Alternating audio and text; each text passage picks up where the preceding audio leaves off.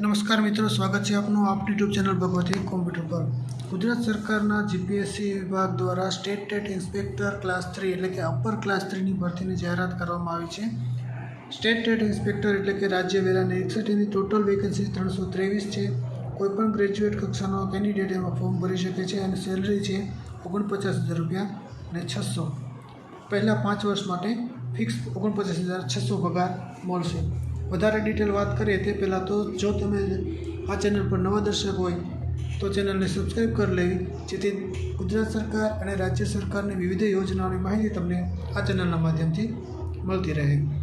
જો ઇમ્પોર્ટન્ટ ડેટ્સની વાત કરીએ તો એપ્લિકેશન જે છે તે 3 ઓક્ટોબર 2025થી શરૂ થઈ ગઈ છે અને ફોર્મ ભરવાની છેલ્લી તારીખ છે તે 17/10/2025 છે।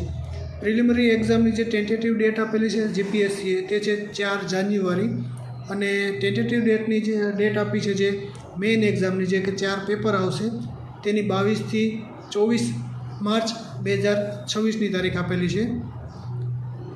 ત્યારબાદ આગળ વાત કરીએ એલિજિબિલિટી કે કોણ કેન્ડિડેટ આ એક્ઝામ માટે ફોર્મ ભરી શકે, તો એના માટે એની ગ્રેજ્યુએટની લાયકાત આપેલી છે કે કોઈ પણ સ્નાતક કક્ષાનો કેન્ડિડેટ છે એના માટે ફોર્મ ભરી શકે છે। ઉંમરની વાત કરીએ તો એજ લિમિટ છે 20થી 35 વર્ષ, ઓછામાં ઓછી 20 વર્ષ હોવી જોઈએ અને વધુમાં વધુ 35 વર્ષ।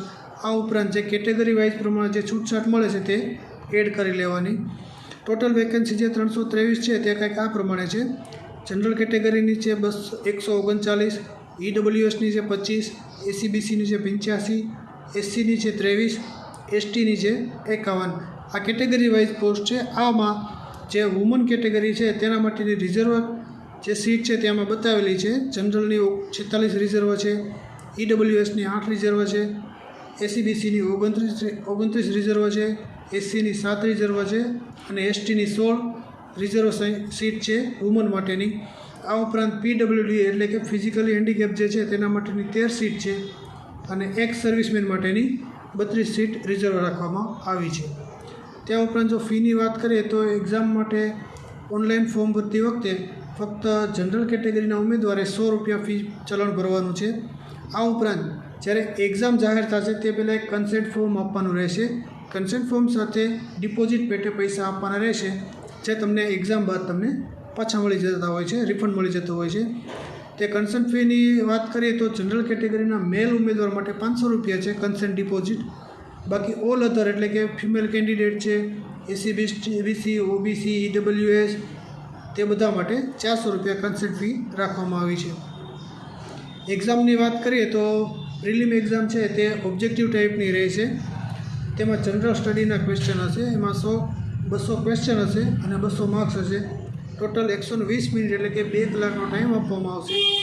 અહીંયા તમને 0.30 નેગેટિવ માર્ક્સ પણ રહેલા હોય છે। ત્યારબાદ મેઇન એક્ઝામની વાત કરીએ તો 4 પેપર હોય છે, 100 માર્ક્સના 4 પેપર હશે, જેમાં 180 મિનિટ એટલે કે 3 કલાકનો ટાઈમ આપવામાં આવશે।